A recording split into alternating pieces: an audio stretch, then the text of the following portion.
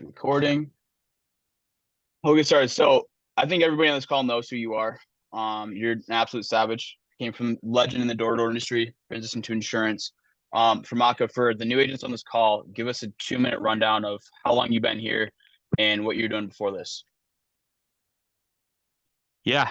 Well, first and foremost, thank you for having me. Obviously, super grateful. Um, been here since basically going on a year and 3 months. So started back in January of last year. So yeah, going on 15 months. Before this, initially was in the culinary industry, was a chef. So grinded it out in kitchens, learned a lot of discipline there. That's why I like to mention that. I do think that's the foundation that I established that, helped me get a lot of success when I went into sales. And then after that, I tried knocking doors. So I went into the door-to-door industry, which I know a lot of you guys have that in common as well. Did that for 2 years. Had again a lot of success. Did really well. Made a lot of money there. Finished, in the top percentiles right off the bat. So that's when I kind of knew sales was definitely it. That's what I was going to commit to in life. But felt I needed a better vehicle. So long story short, connected with Jonah.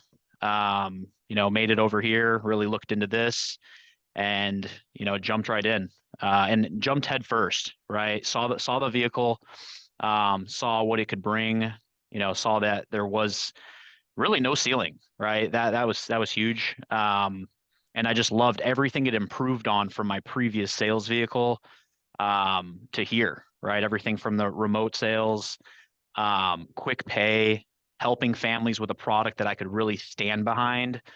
All of that was just a culmination of, hey, yeah, this is where I want to be, and I'm a for lifer, as they say. So For lifer, yeah, for sure.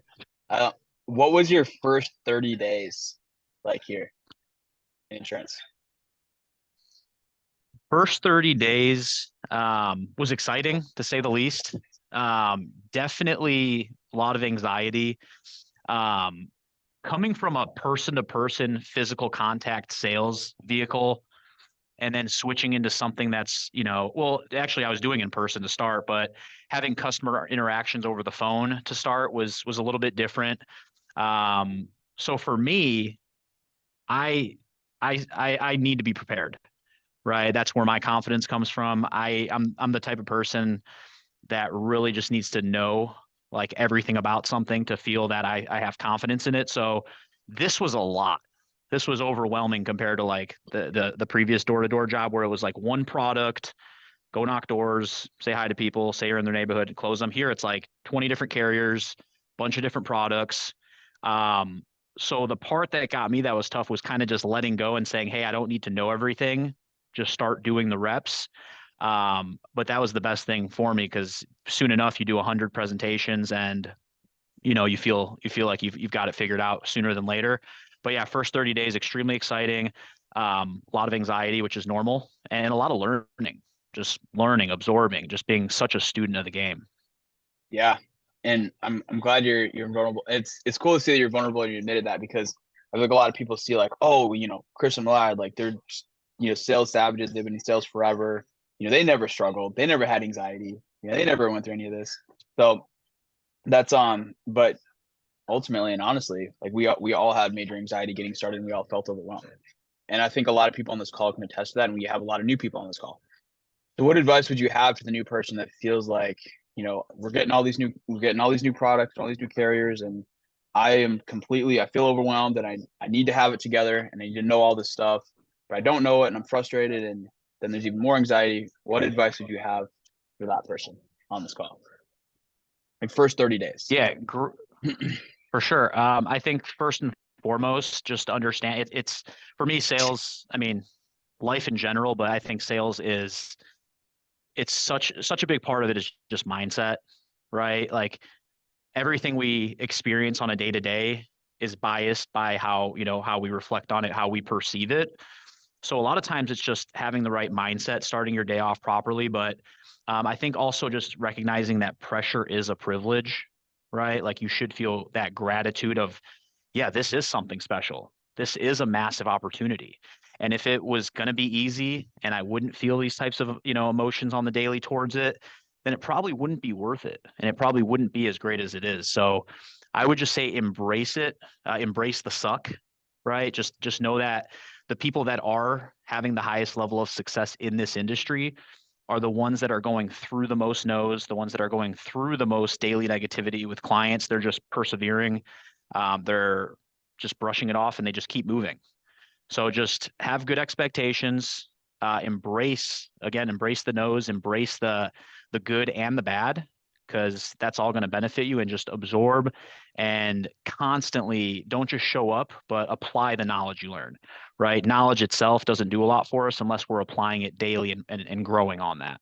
So Correct. Yeah, I think there's a saying, it says, well, just show up, or whatever the case may be. But I mean, it's like I understand the principle of it, and I understand the mindset behind it, but you need to do a lot more than just show up, because nobody cares. Nobody cares if you're in the office all day. We're doing a mini lock in here in the Indiana office, and everybody here is grinding. They're putting in the work. They're dialing the phones. Like, this is a performance based job. So if you don't put in the work, you're not going to make any money. And I was actually talking to Joe yesterday at lunch, and we were talking about how, the people that close in the highest level and perform the best in business, it's not because they're smarter, they have some sort of special talent that others don't have. It's because they know how to manage their schedule, they know how to manage their calendar, and they're more efficient, and they're better equipped, and they have better leverage, and they just simply make better use out of their time than most people. We all only have 24 hours in a day. It's how are you going to manage that, and how are you going to incorporate that? And you do that by being super intentional. Like, you almost have for me, when I was dialing and I was running full time, like, dude, when I rolled in the office, I was focused, I was dialed, I wasn't chit chatting, it wasn't social hour. Like, I was there to work, and I was there to help families and perfect my craft. And that's what the focus needs to be.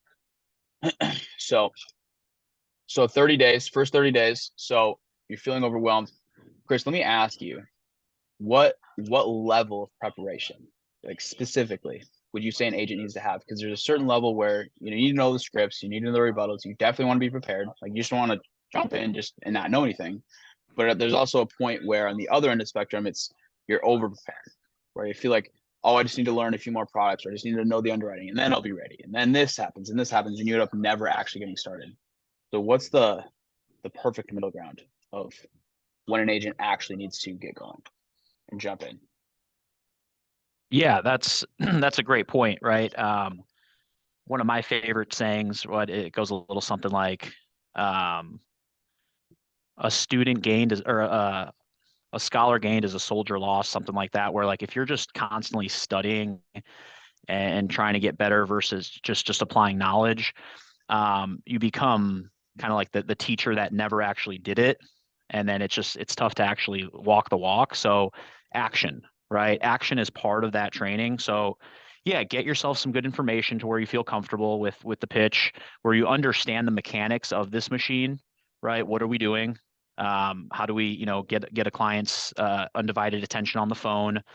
How do I build value? How do I close them? All the basics. But now on the daily, you have to apply that with actual practice, right? Getting in the field. And then one thing that I think is extremely important, a lot of times we go off the deep end and just start doing just the practice side, which 100%, that's what it should be a bulk of once you're rolling. But I find that a lot of agents that get into this a little further than their month in, they are working every day, but there's no period of reflection. Like, I think that little bit of time at the end of your day where it's like just 30 minutes just to reflect and analyze, like, hey, like, what were the numbers today? How did this look? Where did I feel confident? Where did I slip up? Like, right, was I closing as normal? Was I sticking to my commitments? And I think that little bit of analysis regularly will work wonders, and that's what keeps progression moving forward. And I think to answer your question specifically is just get a good idea, get the principles down, apply them regularly, and then understand that that daily practice, that daily work is part of that studying going forward, right? It's like if you're going to med school, they do clinicals and then you actually get in the field, right? Like that's the final stages of getting better at this regularly. So do not stress. You're never going to know everything. I've been in this industry and I have that mindset of wanting to know everything for 15 months now. And I feel like I've just chipped a little block off the iceberg. So just embrace it. Embrace that this is an endless game where you're going to constantly accumulate more and more knowledge. And you're always going to be able to sharpen your sword somewhere. So you just really have to embrace it and just believe, right? Believe that you're in the right vehicle. Believe that the people around you that are a little bit further ahead than where you want to be are guiding you in the right direction. Because why wouldn't they be? It's a silly thing, but sometimes we think like, hey, is this really, am I confident in this? Yeah, buy in. Every agent I've seen that comes on board that is confident and exudes like, hey, I trust you, Chris. Yeah, just show me what to do. Coincidentally, they go out and have massive first weeks, first months, and they just crush it. So just buy in, um, and just embrace it, right? Embrace that you're never going to actually have it all completely down, but it's a process, and enjoy that process. 100%. Well, that's exactly, what you said, Chris, where embrace it as an endless game, where that's the entire beauty of it. I mean, that's what I would prefer. Like that would suck if it wasn't. That'd be terrible. It's like think about like 6 months or a year or even a couple years into this where it's like, oh shoot, like this is the ceiling. Like I'm maxed out and I'm never gonna get any better than this. But the beauty of it is that you're continually, doesn't matter how long you've been doing it, you can always grow and you can always get better. Um, and what you said, I really like what you said about reflecting every day because that's huge. Because again, going back to there's two different types of agents where there's the agent that there's the agent that tries to over prepare and overanalyze and overthinks it and is never ready, and that agent simply never does ends up doing anything. But there's also the agent where he just jumps in and he just jumps in, doesn't prepare, is a mess and unorganized, and he keeps trying to do the same thing and keeps telling the client the same thing and doesn't get better in his rebuttals and his objection handling and his verbal pacing, his presentation, and doesn't sharpen his sword. And that agent, the definition of insanity is trying to do the same thing over and over again.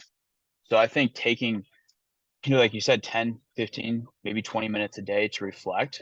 And that's why we encourage agents to, do a 10-minute phone call with your mentor at the end of each day. And for everybody on the Zoom, if you guys are in your first 30, 60 days, call your mentor every day.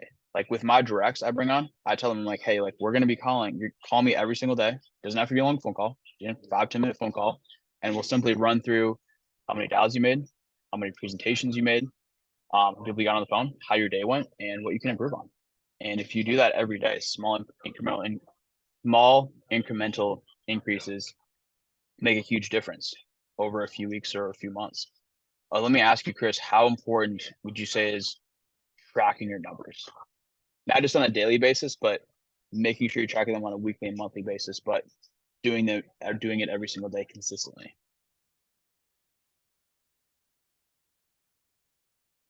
Oh, you're muted, bro.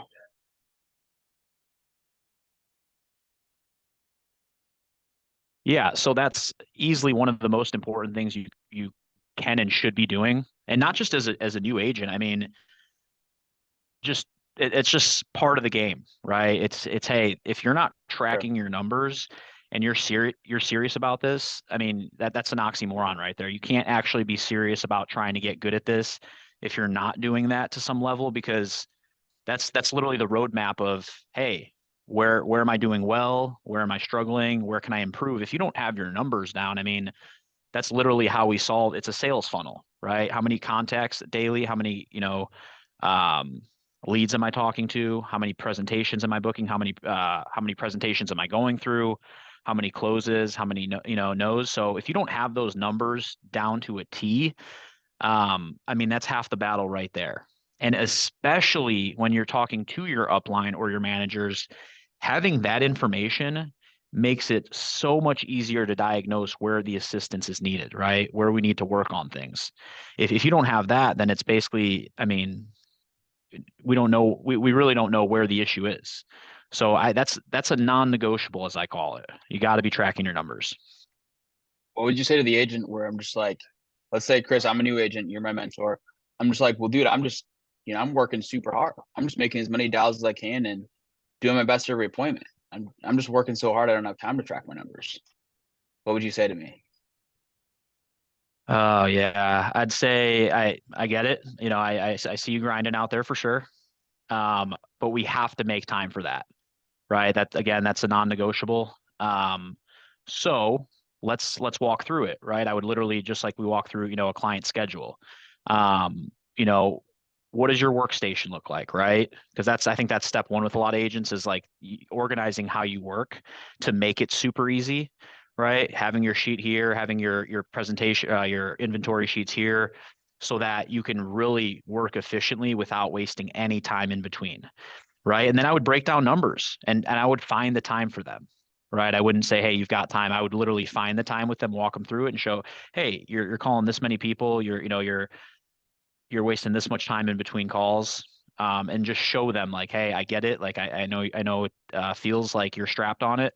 Um, but this is and explain, and show them why it's that important. And big picture, it's going to create so much more efficiency in the process that it's actually going to end up saving them time in the big picture. So Yeah, I mean it goes back to what we talked about a few minutes ago, where it's not that the difference between average performers and top producers isn't that the top producers really have that much better sales skills or talent. It's because little small things like that, like they're tracking their numbers. They have an organized workstation. They're working very efficiently.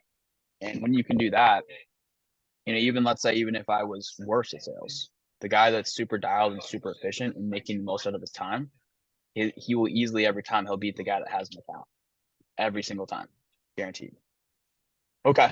And then Chris, I want another thing I want to get into is well, eventually I want to ask you a couple of questions. I don't want to transition to more tactical, one-on-one role play. But before we get into that, mhm. you guys have exploded this past year. And not only is your team exploded, but you and Malad are still continually to personally produce on a very consecutive high clip. So how do you guys balance personally producing and not only recruiting, but managing and building a team and enabling other leaders and top producers as well? Yeah, it's it's really simple. Like you said, we all have got the same amount of time in a day. Um, it's just having urgency daily, right? Starting the day off on the right foot, just like, obviously you have that in common with us, right? You get into your zone, you're focused. Um, a lot of us show up for work, but when we really look at MMA, money making activities, it's like, hey, we probably worked half the day really efficiently. So for me, it was really buckling down and finding where any hours that were being not utilized properly. Okay, perfect. Well, there's time for this here.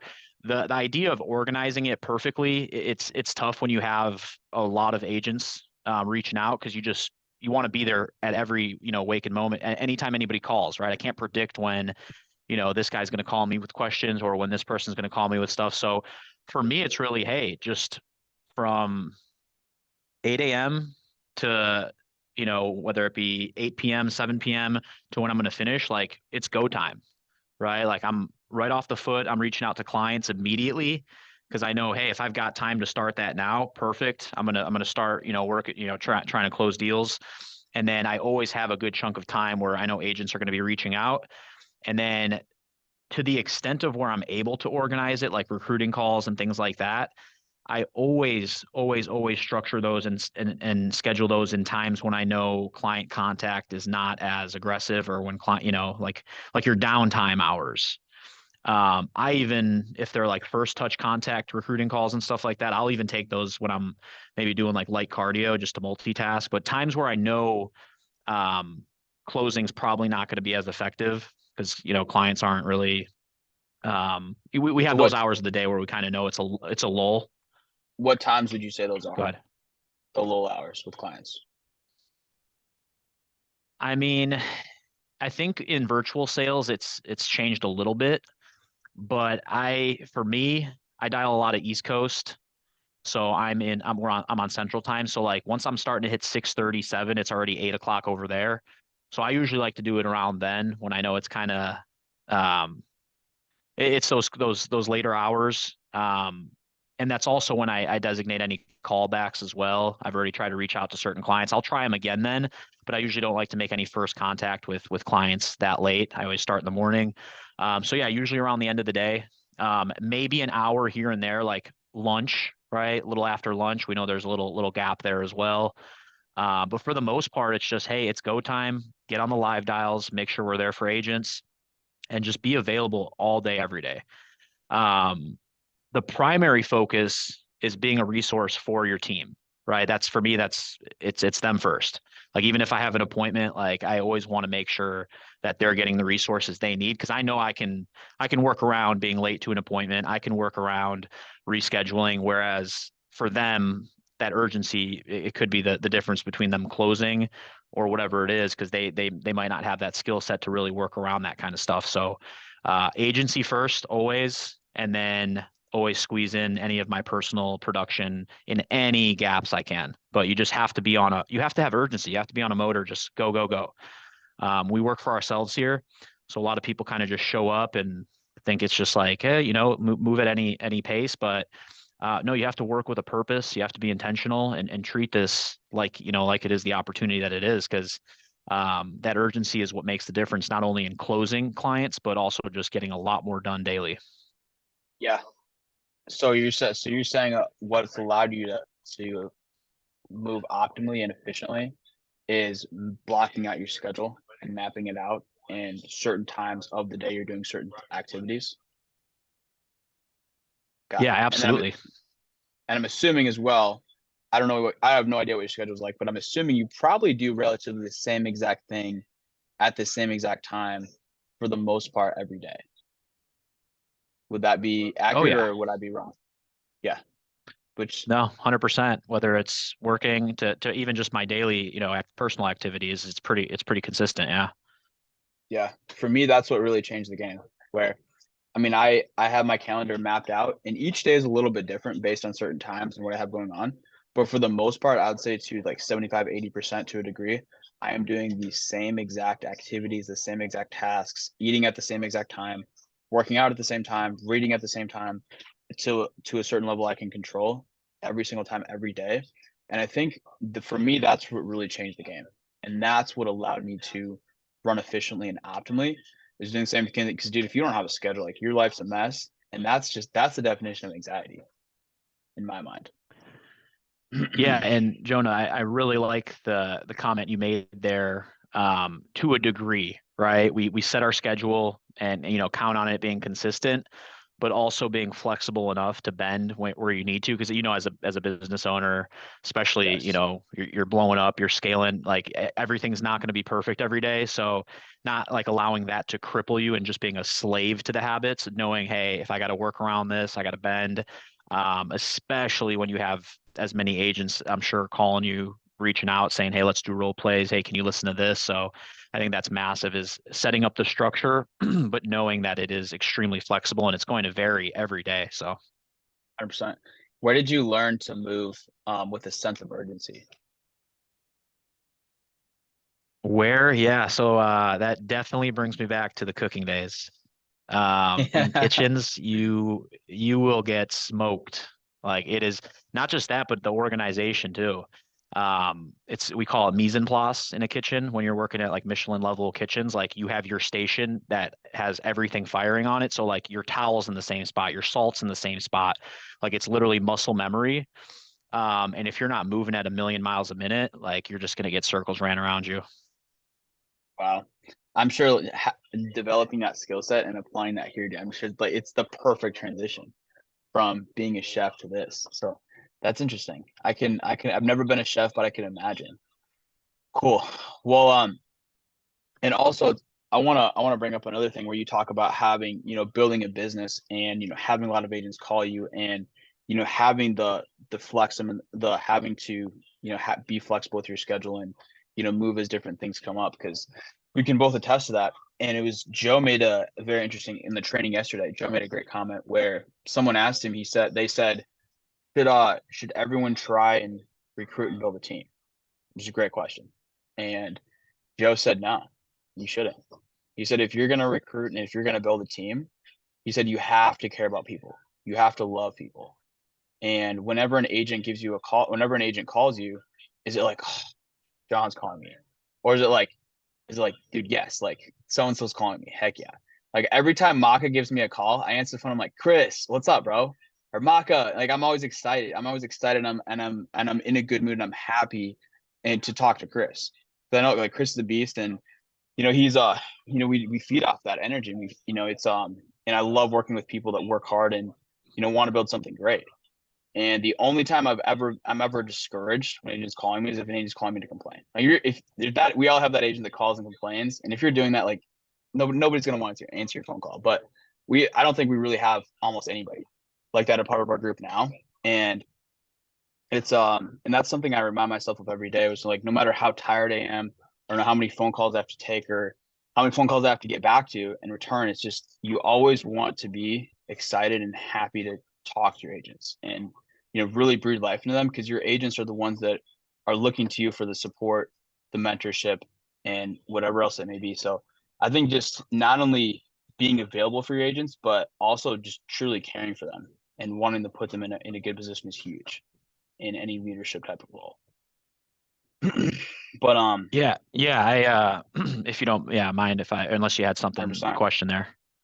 No, you're good, button. Um, yeah, no, I think that's huge. And personally, I love the training side and mentoring and showing a lot of these agents the ways, watching them grow, learn all that progression.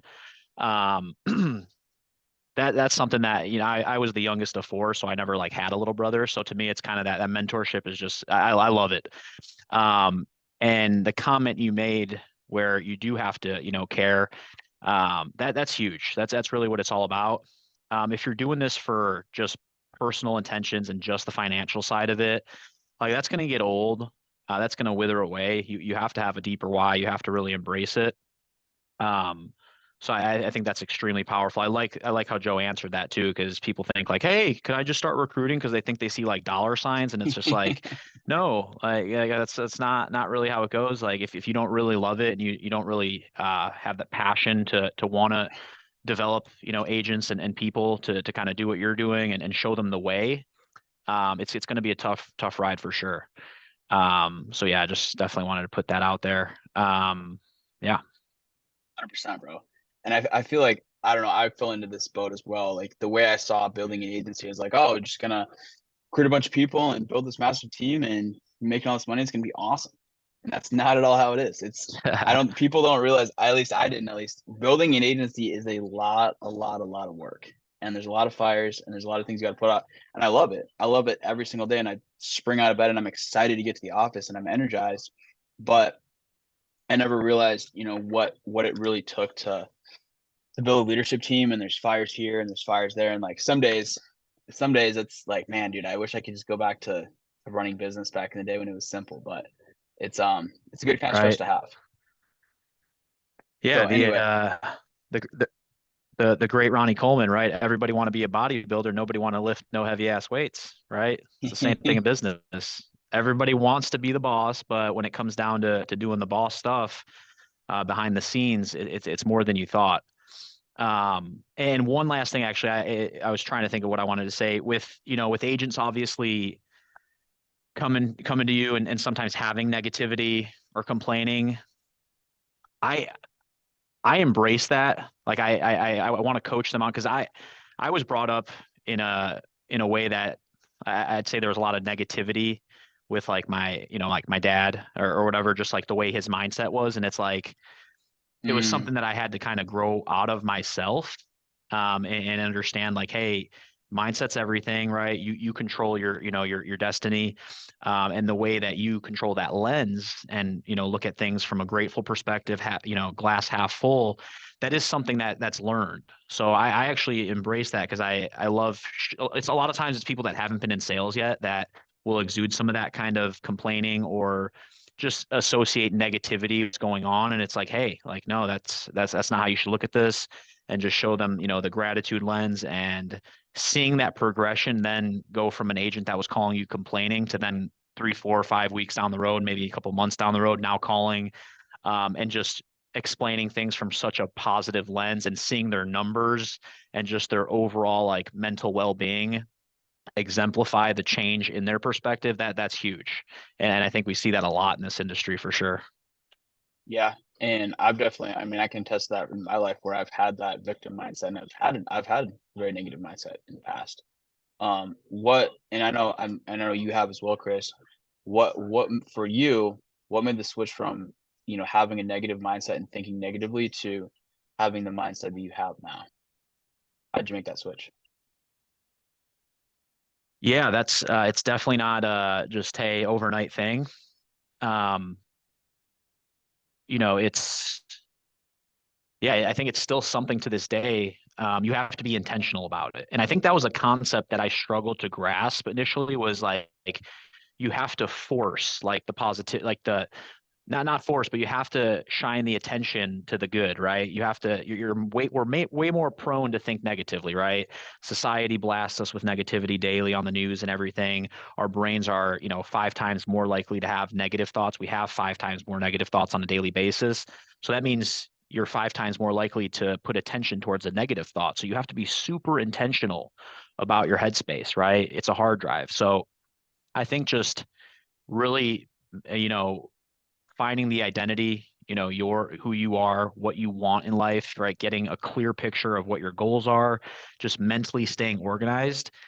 And then also like, I find myself, obviously always in the pursuit of wanting, more for me, more for, my family, but sometimes I feel weird asking for it because I'm like, dude, I have so much. Like when I pray, it's literally me just thanking. Like I'm sitting there just like, thank you so Mm, much for this. Like, and then I'm like, how can I ask for more when I literally have like so dang much? I'm healthy. Like there's just the opportunities are there. Like I literally have the ability to go out and make as much money on a regular daily basis as I want. Like I'm surrounded by great people, great characters all around me. Like the network, like so I think having that and truly believing that, because it's something that I get goosebumps talking about it. It's impossible to have a negative mindset. It's just so much gratitude. So I think for anybody that's like, well, yeah, where do I start? Like I need a literal answer. I think the easiest thing you can do is just practice gratitude daily, right? Do a grateful journal. When you wake up, just 3 to 5, just do 3 things, 3 things you're grateful for that day, right? It doesn't have to be some cliche big thing. It could literally be, I'm grateful that there's a lock in today, right? I get to be around the people, great energy. I'm grateful that, I woke up feeling good today, feeling healthy, right? Just simple things. And I swear, just watch how your perspective changes, especially over time. But yeah, it's very intentional practice and just aligning yourself with, who you are, who you want to be, and appreciating everything you have, right? We've got so much in this world. So that was beautiful. 100%. Well, bro, I know everybody wants to know on this call. Let's get into the tactical, your actual sales process. So what leads are you mainly running? What type of appointments? yeah, so I'll be the first to say I've pretty much tried everything. Um, that was one of my goals when I got in here, kind of like what Joe was saying, at the lock-in yesterday. Like your job as somebody coming into this to learn, especially with intentions of building. Um, you should want to know which avenue to take and all that. So pretty much tried it all, whether, it be internet, um, final expense, obviously all the mortgage stuff. What I run for the most part now is a lot of mailers still. I've done strong points. I like strong points for sure. I think that's where it's at. When I look at numbers and um, also I love H mortgage. I haven't ran it as much lately because um, the natural progression in this business is, you start with something, there's 2 variables for every lead type, right? There's price paid and time invested, right? Sweat equity. So in the beginning, you want your price point really low. Your sweat equity is going to be pretty high, right? You're going to be dialing more. You're going to be grinding, working. Not that to say you're not working later, but like more sweat equity, more legwork to get to those leads, talking to more people. And as you get your skill set sharper, well, now you kind of level it off a bit and you pay a little bit more for a lead that's going to require less sweat equity, right? Less time invested to talk to those clients. So for anybody that's just getting into this, age mortgage, right? Super cheap lead. Your mistakes are super cheap. It feels good. You get yourself a fat stack, right? Law of abundance, guys. With leads, you should have the law of abundance mindset. There are so many. You should have so many in front of you. So that way, if somebody says no or brushes you off or a number doesn't work, who cares? It's on to the next one, right? It's a race to the first person that's going to give you the time of day. Um, and then as you get better and you feel more confident, now you feel better about spending a little bit more on a lead. We should all be getting to that place of, hey, we want something more high intent, something that you'll spend less time actually dialing, more time conversing and building, connections with clients. So right now, mostly, to make a short answer long, right? Strong points and fresh mail for the most part. Cool. Okay. Awesome. So running all mortgage protection. Um, let's just run through your one call. Do you one call close or do you book appointments? I always shoot for one call close. Okay, cool. Well, if Although you're with that comfortable with it, said, go ahead.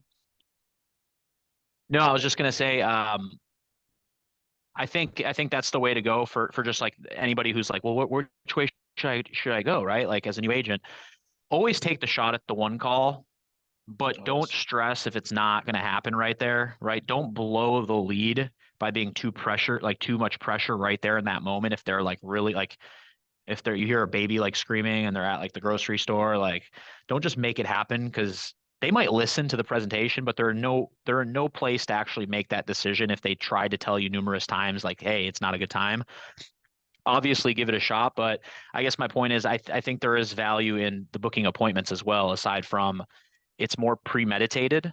So they're actually making a sound decision where if you're really good at sales, like the one call close, you'll get them, but like it's almost that like sales cipher where you kind of it's like they just took a 30-minute call with you, they're closed. There might be some buyer's remorse there where if they took an appointment and like premeditated like hey, this is going to happen, this is designated this time, like they're setting themselves up for it. There's a lot of value there too. So sure, always shoot for the one call, but make sure if when you're booking those appointments, just tie them down. That's the biggest thing you can do. Filter out the people with low intent, and just make sure to yeah, make sure they're going to show up. Cool. Well, first of all, let's go through your appointment tied on, and then let's go through the one call close. So let's say, just jumping into it. So let's say, hey Chris, I'm working. I'm just walking into a meeting. Can you call me later? Where are we going from there? Yeah, Jonah, that's perfect. That's exactly why I was calling you here. Jonah, what time are you getting off work? I usually get off work about 6. Okay, 6, and then what? You got like a 20-minute commute, or when are you usually home and good to go? I'm usually home by 6:30. 6:30 and home. Okay, cool. So let me just double check. Yeah, so I tell you what, I have a 7 o'clock wide open. 7 o'clock, you'd be good to go. Does that make sense for you, Jonah? Yeah, that would be good. I can make that work. Okay, perfect. So, Jonah, how do you usually keep track of your appointments? Do you like a phone guy? You have like an actual planner? Google Calendar, everything. Perfect. Yep. I'm a Google Calendar guy myself. Jonah, do me a solid, pull the calendar out and then just put Okay. me down. My name's Chris. So that's going to be, let me know when you're ready. Give me 1 sec. All right, I'm ready. Perfect. So, this is obviously the mortgage protection, right? So 7 Okay. p.m. And then my name is Chris, Chris. Last name Maka, Maka. And yeah, just make sure that's down there. I'm going to make sure it's in mine as well, so it's official. Jonah, let me ask you this. I know you got to get into this meeting. You're a busy guy. Any reason that tonight at 7 is not going to work for you? No, we should be available. Okay, perfect. I appreciate that. I'm going to make sure I'm available as well. And then Jonah, just do me one last solid. Just make sure, just have your phone on you. I know things happen, right? And I'll have mine on me as well because, like I said, I got a pretty tight ship over here as well. That way, when I call you, you hear me giving you a buzz. And if anything changes, I'll shoot you a text or call, and we can always set it up for another time. But other than that, 7 o'clock tonight, and we'll knock this out, make it super short and easy for you. Okay. Sounds great. All right, Jonah. Appreciate the time, and I will give you a call 7 p.m. this evening. You take care now. Awesome. Thank you. Bye. Boom. Oh, Money. yeah. So, and to add to that, like I've done the security codes, right? There's nothing wrong with like other ways. I've done the security code. I've done the phone alarm. Um, I do base it on what they're doing in that moment too. Sometimes like that guy's going into a meeting, seemed really, you seemed legit. Um, Intent is there, then I keep it pretty casual. I don't want to like go too crazy. If I again at that point, I'll know if the intent is there. If I don't feel like it's to that point yet, then I'll try to build a little more intent and kind of put them through the ringer a little more with like, hey, grab your phone, set an alarm just to make sure. I forget things. We've got like 100 things going on here. That way, we for sure are available for each other. But I kind of base it off of where I already feel that appointment's at, based on how they responded to me and all that kind of stuff. Mm, awesome. Okay. Well, let's say you call me and we're going for the one call close. So just call me like I'm a lead and role play with me verbatim exactly what you say through the process. So remember? Jonah, Oh, yeah. hey Jonah, this is Chris, underwriter, giving you a call in regards to the loan with Loan Depot. How you doing this morning? Doing good. Who's this? Good, good, good. Yeah, it's Chris, the underwriter, giving you a call about the loan. Reason for my call, Jonah, looks like we've got some paperwork for you. So this is going to be in regards to that mortgage protection form you recently sent in, right? The coverage where if God forbid something happens to you, you get sick, pass away, it's going to pay off the home. Does that ring a bell? You remember sending that in here recently? Yeah, I got a bunch of mail about that. Is this required? Yep. Yeah. So they send those in like crazy. So all I have to do is run you through the process here, see if you're eligible, and then from there you let me know what makes sense, and we find an option that does make sense on the budget for you and your family. Okay. Okay. Understood. Uh, yeah. So Jonah, I know you said you got a bunch of those. Have you been through this process at all before, or is this first home? No, this is actually our first home. Gotcha, gotcha. Okay, awesome. Well, congratulations. How's it treating you so far? It's been great. Yeah, we got a backyard for the dogs to run around in, and our daughter loves it. So doing good, liking it so far. There we go. Love that. That's amazing. Congrats on that. So yeah, Jonah, it's a really simple process. My job as the underwriter is basically to take you through this and figure out, hopefully figure out some options you do qualify for.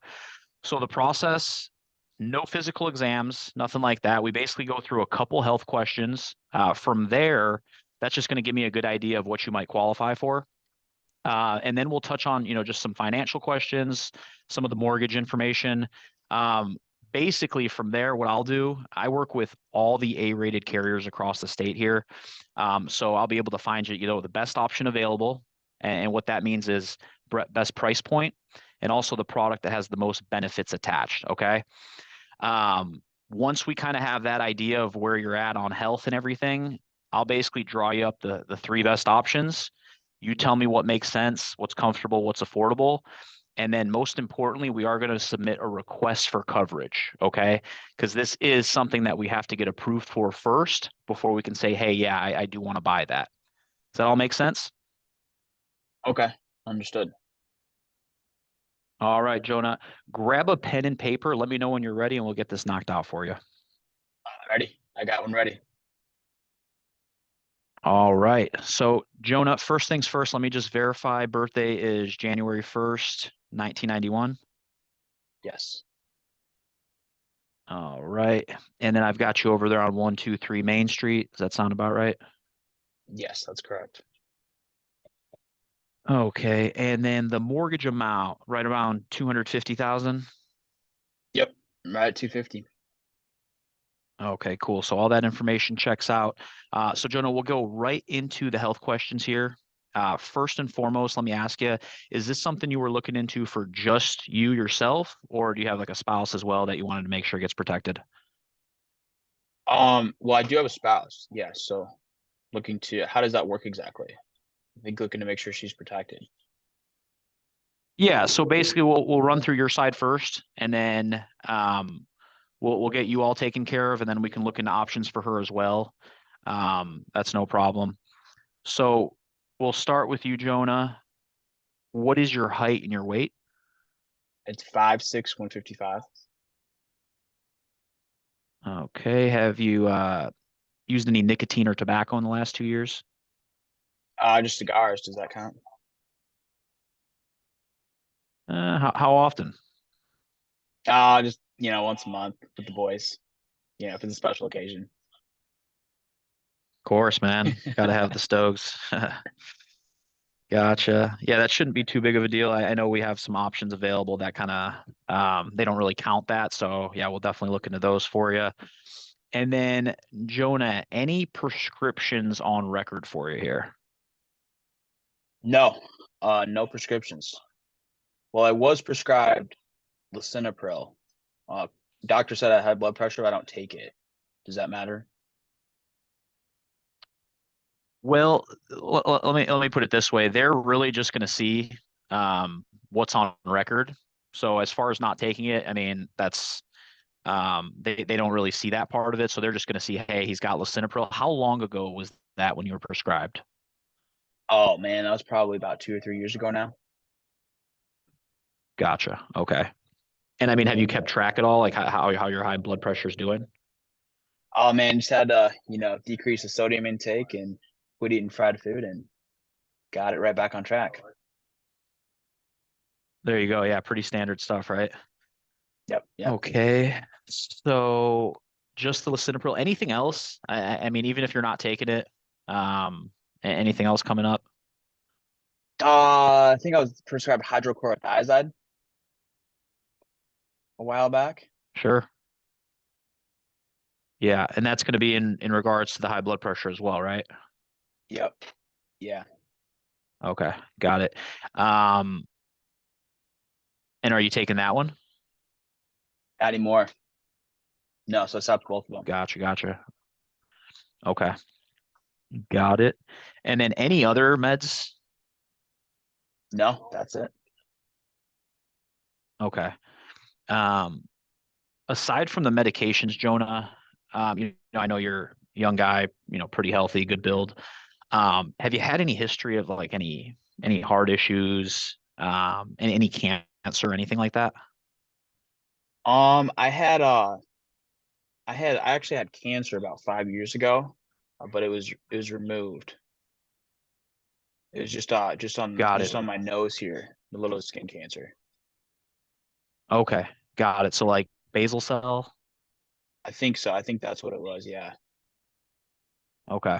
Well, I'm glad it they took care of it. You've been good since. And Gucci. Love it. Love to hear it, man. Good for you. Um, aside from that, I mean, I know you don't take any meds now. Did you take any like preventative, any cancer medications after that, or was it just the surgery, one and done, and you're good to go? Nope, just a one and done. And that was good to go. Cool, cool. And you said you're pretty confident that was over 5 years ago, or what is that Yes. timeline like? Yeah, it was over five Okay. years ago. They're close to 6 now. Perfect. All right. Well, good for you, man. I'm glad you got that taken care of. That's scary. You hear that C word and sheesh. Yeah, Um, appreciate it. okay. Aside from that, Jonah, anything else that you can think of? Nope, that'll do it. Okay. I know you like to dabble with the cigars. Any inhalers, any like bronchial issues, respiratory problems, anything like that? No, nothing. Okay. Been Awesome, working awesome. out and doing my cardio, so it's been good. There you go. That's half the problems right there, right? Exactly. Yes, sir. Cool, cool. All right. So Jonah, the other thing they're going to look into here, it's going to be your background, driving history, that kind of stuff. Any DUIs, felonies, misdemeanors in the last decade? Oh, shoot. I think I had a DUI. Man, this would have been 15, 20 years ago now. But other Gotcha. than that, Okay. nothing else. Okay. And that was just one. That was just one DUI. Yep. Gotcha. No, I hear you, man. Life happens. That should be fine. Um, you said about 15, 20 years ago. So yeah, that should be far enough back. We'll see what we can do. And then aside from that, any other like misdemeanors, felonies, anything like that? No, nothing since. Nothing I've gotten caught for at least. There we go. That's great. All right. So that's good for that. And then Jonah, let's shift into the mortgage questions here. So you said you're about 250K on the balance, right? Yes. Okay. What do those monthly payments look like for you? All in, any insurance, any taxes, all that included. Oh man, all in we're looking at 1,500 a month. Got it. Okay. And then that's a 30-year note. Yes, 30 year. Oh, okay. And then any idea what the home is worth? Well, we just bought it about 6 months ago, but I think it's worth about 260 now. Got it. Okay. Cool, cool. All right. And then Jonah, anything currently in place, whether it be like life insurance, do you have any, investment funds, anything like that, that ultimately, if anything happened to you, would help with the mortgage? Yeah, I do have a $500,000 life insurance policy. Awesome. That's great. And is that something private or is that through work? That's private. I think I took it out about 5 years ago or so ago, back when I had my Okay, first perfect. child. Got it. Okay. So when you took that out, Jonah, I'm assuming that was mostly to make sure, hey, if something were to happen to you, your child's school, education, life, all that stuff was taken care of if Yeah, anything happened to you. exactly. Yep. Just wanted to make sure, she's Gotcha. not left with the burden and, my family's got some money to live off of. Perfect. That makes sense. You're a smart guy. Um, Jonah, do you remember which carrier you went with on that? I do want to put that in the file here. Oh man, I think that was a New York Life, I believe. Sure. Yeah, solid company. Okay. And then you said it's about 500K. What are you seeing drafted out of the bank account for that? What are you paying for that monthly? We're paying about, shoot, I think $200 a month for that. Okay. Got it. All right. So that's basically there to make sure, hey, if something happens to you, the wife has some living funds, kids' education, everything's taken care of. They're good to go. And then for this, we're going to make sure to find something that strictly takes care of the mortgage. Does that sound about right? Yes. Yep. Okay, perfect. And then what I'll do for you, Jonah, as well, because I do specialize in life insurance as well, and work with about 35 different A-rated carriers. I'll actually take a look at that and just check the market for you. Hey, if there's something that improves your situation, maybe gets you a little more bang for your buck, or saves you a little bit of money on that, we'll look at that and see if it makes sense for you as well. Okay. Okay. That'd be awesome. Absolutely. And then Jonah, I know you mentioned the wife. I assume she's going to be the beneficiary on this one for you if anything happens. Yes, definitely. Yeah, I want to go into her. Got it. So the file only has your name. What is the Mrs. name? Her name is Claudia. Okay, got it. And so she, obviously you guys you're both on the home loan. She'd be the one taking over. She'd be the direct beneficiary on this policy as well. Okay. Correct. All righty.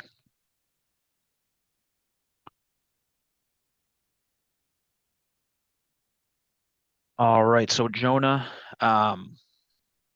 last piece here. What do you do for work, boss? I am actually a firefighter.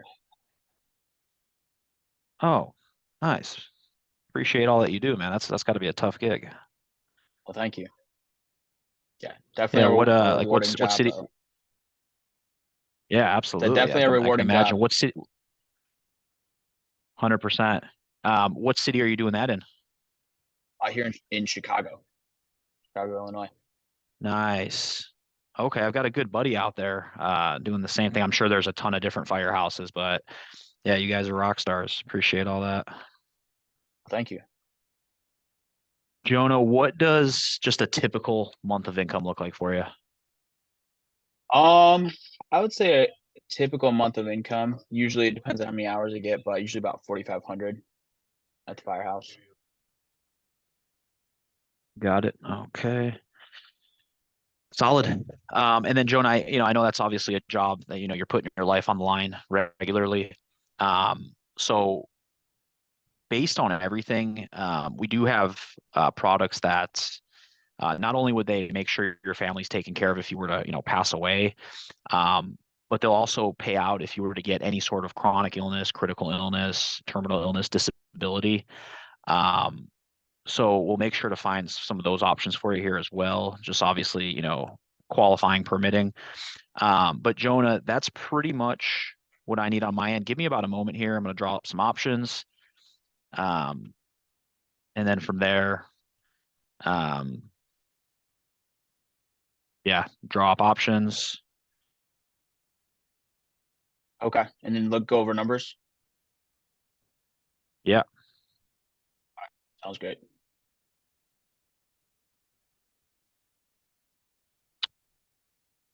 All right. I'm back. Jonah, you still with me? I'm still here. All righty. So Jonah, um, based on everything, you're obviously a healthy guy. You're a young guy. I know that this is definitely not something we're thinking about daily, right? We're not thinking about dying here. You're, 30, 32 years old or so, but good to be prepared, right? You've got a family, you've got the kids.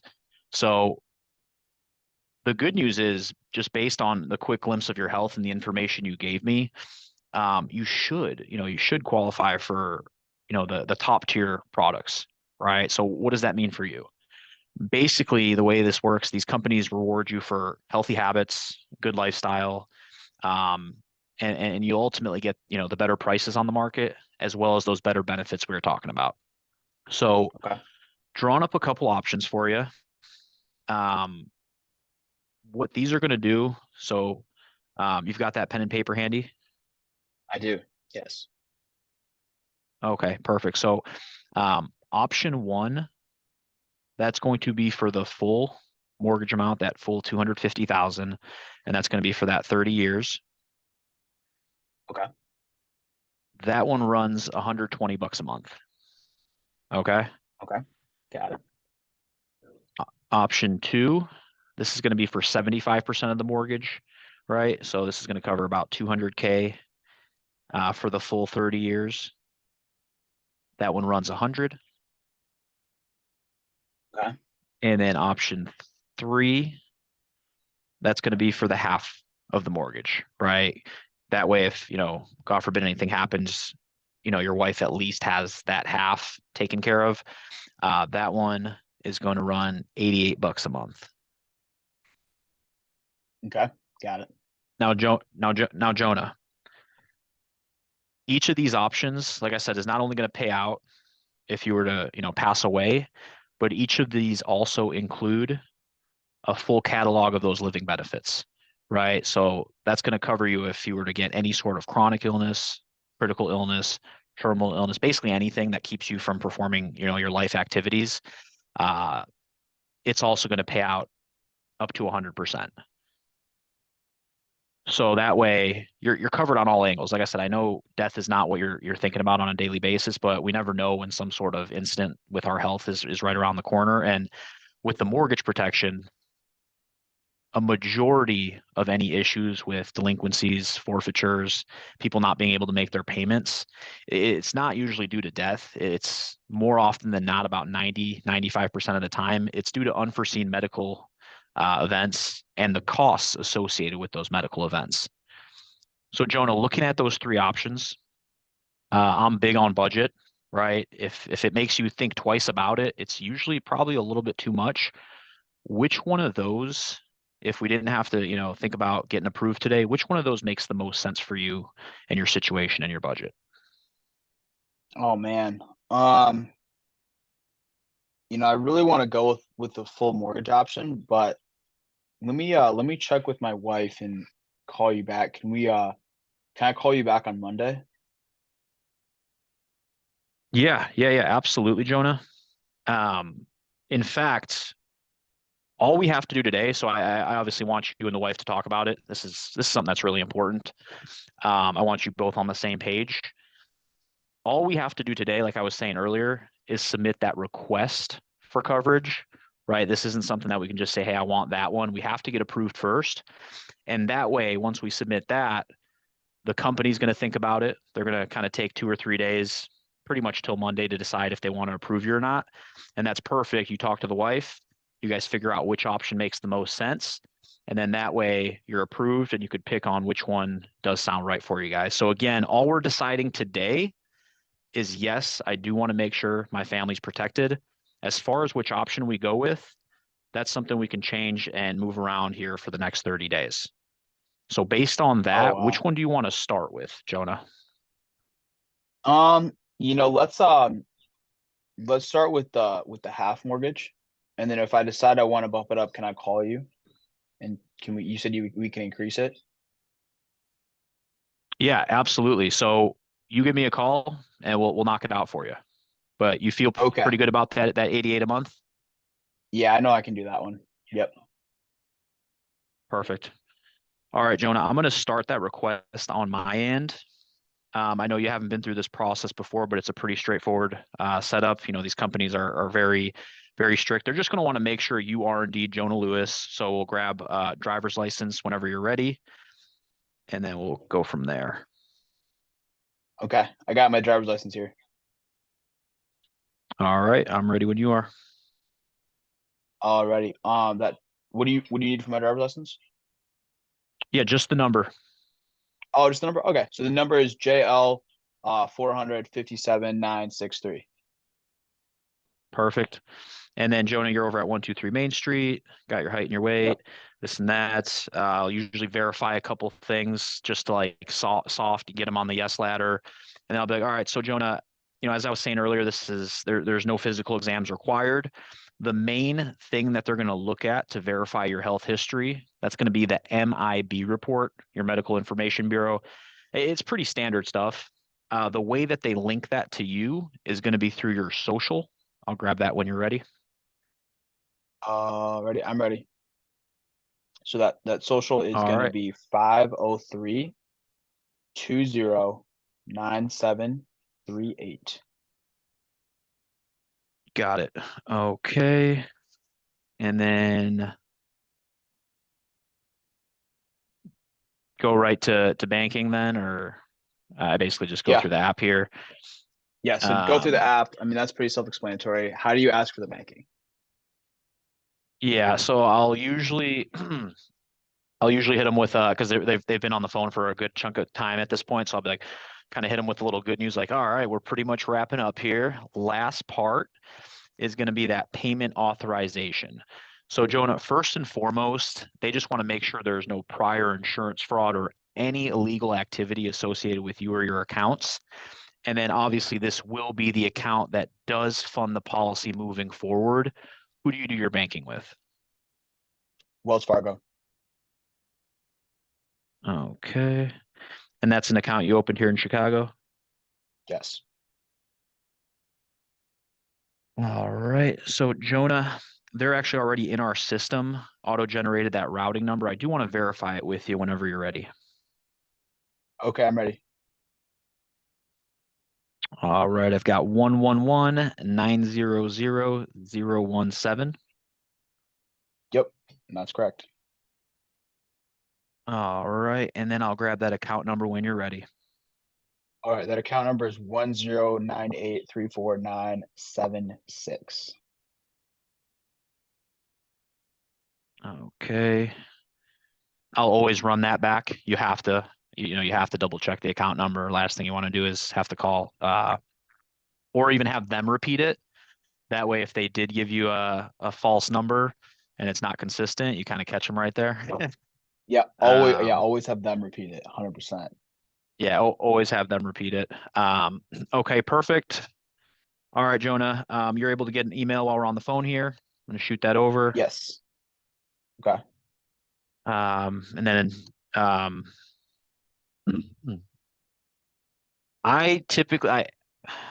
again, depending on how the situation feels, sometimes I'll tell them they got approved right there. Um, Other times I'll let it hang a little bit. Again, it's kind of just a personal, like if I feel like it's, I mean, just the biggest laydown, yeah, you got approved. If I feel like there needs to be a little more follow-up work, I basically set it up to call them in like 2 days.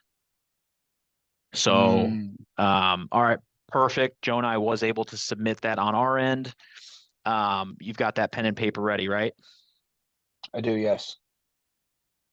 Okay, so I'm going to give you a couple notes here. Upon approval, you will get a policy packet in the mail here in 7 to 10 business days. That's going to have everything you need on that. Just put that in a safe place and actually give me a call when you get that and we can just run through it together. And then upon approval, you also will see that first monthly premium draft. Okay. Okay. That's going to be, so the premium amount is going to be that 88.10 cents. So that's the amount you're going to see. It never changes, right? So don't be alarmed when you see that 88. That means you were fully approved. You're good to go. The carrier we went with, that's going to be the Accendo, ACCENDO. Always give them hey, put a slash there and put Aetna as well. And if you're doing like a brother sister company, always give them both names because they're going to see like Prosperity, they'll see SBLI or SUSA on there, and it sometimes will tweak them out. So give them the full name. I do the Aetna. Okay. Um, and then Jonah, take my information down. So my name is Chris Maka. Spell it out for him. You can reach me on this number, but I'm also going to give you my personal cell. Okay. So that's going to be the 630-310-7233. Jonah, do me a favor, put that in, grab your phone, just put that in there right now. That's really important because if you need anything, right, if you ever have questions or if you ever need to adjust the amount, I know you were thinking about moving up with more coverage. You just give me a holler on that number. You can shoot me a call there, a text. You can send me a voice memo if you want. And you can pretty much reach me any day of the week. So also make sure to put my number in your beneficiary's phone as well. Claudia's. That way, if anything does happen, all she has to do is shoot me a call or text, and I'm going to take care of all the legwork, all the claims, and make sure that your family gets that money as fast as humanly possible. Okay. Okay. Got it. All right. And then, Jonah, the last thing I want you to do, write down this security code. It's going to be CM1003. Okay. And I just like to, Jonah, just you're probably going to get some more calls about this. It's normal. But if anybody tries to tell you your file's incomplete or flagged for review, anything like that, just know that we took care of everything. There's no further action needed on your part. Everything's been processed on my end, and upon approval here in the next day or two, you will be fully covered. Everything's good to go. If anything happens to you, your family's going to get that payout for the full mortgage. Okay. Okay. If you do get any confusing calls and you're just not sure what to do, just give me a call. Again, one thing you can always expect out of me is transparency. I'll be more than happy to handle that for you and make sure that anybody who is being persistent with you, I'll make sure they know that it's all taken care of for you. Okay. Sounds great. Thank you. You're welcome, Jonah. That's pretty much what I have for you. Any any questions for me, Jonah? No, you did an awesome job, Chris. I appreciate your help. Absolutely. I'm Is there really anything at all that you think I could have did better for you? No, I'm just really glad that now I can go to bed with the peace of mind knowing my home is taken care of because this is, it's been something that's been on our mind and I've been thinking about. So thank you for your help. Absolutely. No, I want to thank you, Jonah, for, allowing me to actually assist you guys in this. I'm super grateful. This is obviously something that's really important. And again, just really, really grateful to be able to assist you guys and find you the best option available out there. Jonah, appreciate your time. Again, if there's anything I can help with, just shoot me a call or a text. And aside from that, you have a great rest of your day and have a really blessed week. Thank you. Boom. Money. That was money. Dude, I just want to say it's like overall the biggest takeaway from that is just how like just smooth and confident you were. Like your entire mannerisms is and the energy coming through the phone was it was very positive, it was very uplifting. And it really just, but it was positive uplifting, but in a non-salesy manner, more so in just in a guide type of way. Like you're an expert, just really guide them through the realm. Like nowhere did I feel like it was a high pressure sale or it was a close or anything. And I think that really, a lot of that comes from simply having a good mindset, because there's no way you would have sounded like that if you'd have just rolled out of bed or you didn't, you didn't work out, or you just ate Burger King and now you feel groggy or this or that, where like, we talk about mindset a lot, and I'm gonna say it again because it's the number one most important thing. Where if your mindset is not right, nothing else matters. Like if Maka didn't have a good mindset, there's no way he would have sounded like he just sounded. He could have said everything exactly the same and same script, same everything, but it's in your energy. And obviously the client can't see you, but they can feel that energy coming through the phone, and they can feel your mannerisms. So just it starts with getting a right mindset. It starts with getting in the gym, developing yourself, getting better, and simply striving to get better every single day. In terms of, I know Maka does breath work, meditation. Like I'm not saying what to do or what not to do, but whatever your guys' thing is, make sure that's sound first, and then the success in this business and the clients, they'll follow after that. Yeah, I mean, I couldn't agree more. And then one thing I always notice is like I feel like I keep things really simple, like with my pitches, whether it be this or previous stuff.